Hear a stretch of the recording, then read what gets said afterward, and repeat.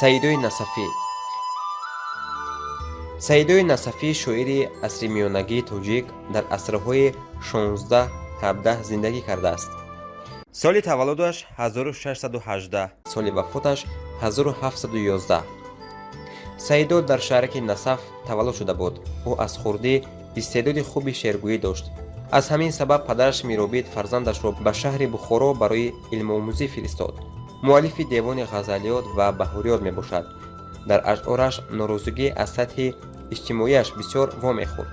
ғазалҳои ишқӣ бисёре низ сурудааст. Саидо Насафӣ бузургтарин шоири асри 17 ва ибтидои асри 18 тоҷик аст.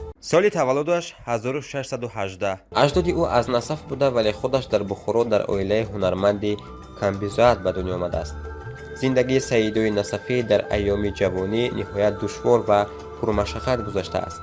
вай дар Бухоро ба таҳсил шурӯъ карда, дар яке аз ҳуҷраҳои мадрасаи лаби ҳафзи Нодир девонбегӣ маскан гирифта, то охири умр дар он ҷо зиндагӣ кард.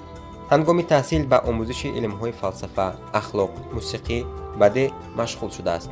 зиндагии Саидои Насафӣ ҳангоми таҳсил дар мадраса ва солҳои аввали хатми он нисбатан осудаҳолона мегузашт, зеро он вақт дӯстони ҳунармандаш ба ӯ ёрии моддӣ мерасониданд.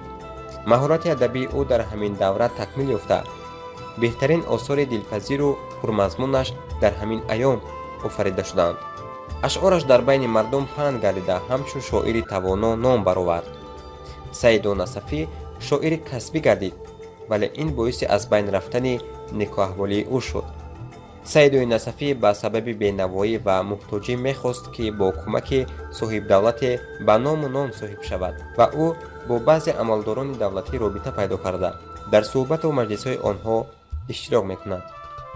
Саидои Насафӣ бо ҳокими Самарқанд Раҳимбой робита дошта, аз ӯ кӯмаки моддӣ дидааст. чунон ки аз тазкираи Малехо маълум мешавад, Саидои Насафӣ бо даъвати Раҳимбой 2 бор ба Самарқанд рафта, зимнан бо шоирону фозилони он ҷо ҳамсуҳбат гаштааст.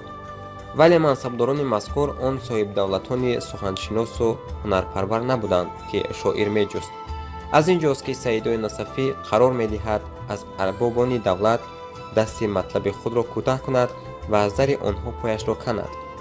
Саидои Насафӣ низ мисли бисёр аҳли илму адаби он замон аз тангии рӯзгор ба андешаи сафари Ҳиндустон афтод, вале аз сабаби дилканда натавонистан аз ватан ва ҳамчунин фарорасидани пирӣ ба Ҳинд сафар накард. беқадраи шеъру шоирӣ дар назди ҳукуматдорон Саидоро дар айёми пирӣ ба гӯшанишинӣ водор кард, вале гӯшанишини ӯ маънии мардумгурезиро надошт.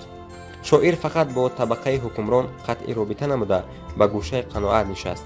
Саидо Насафӣ дар гӯшанишинӣ аз ризқу рӯзии таваккалӣ тадриҷан канда шуд ва шоир бемаблағ ва воситаи рӯзгузаронӣ монд.